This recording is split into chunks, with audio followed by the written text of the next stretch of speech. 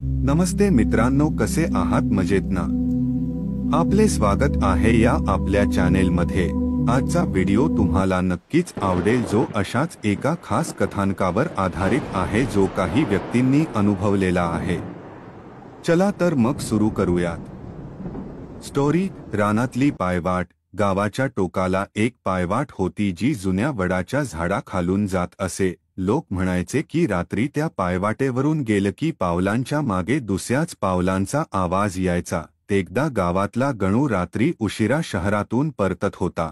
त्याला वाटलं मुख्य रस्ता लांब आहे, पायवाटेने गेलं तर पटकन घर गाठेन। तो चालत निघाला।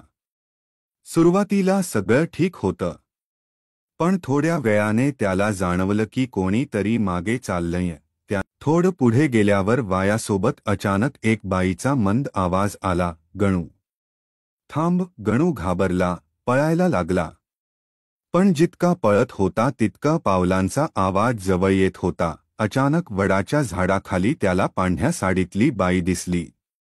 तिचे केस मोकाट, डोळे लाल आणि चेहऱ्यावर भेसूर हास्य। हा हा हा हा!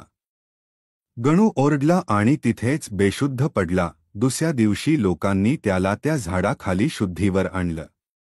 गणूला ताप भरला होता, तो अचानकच आजारी पडला। अनामिक भीती त्याच्या मनात दाटून यायची। सगळीकडे त्याला तेच झाड दिसायचं।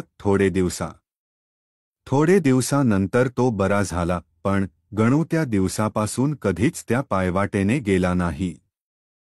मित्रांनो, पुढच्या व्हिडिओमध्ये नवीन रोचक अनुभव घेऊन येतो। मित्रांनो, सबस्क्राइब, लाईक आणि शेअर करा। धन्यवाद। जय हिंद, जय महाराष्ट्र।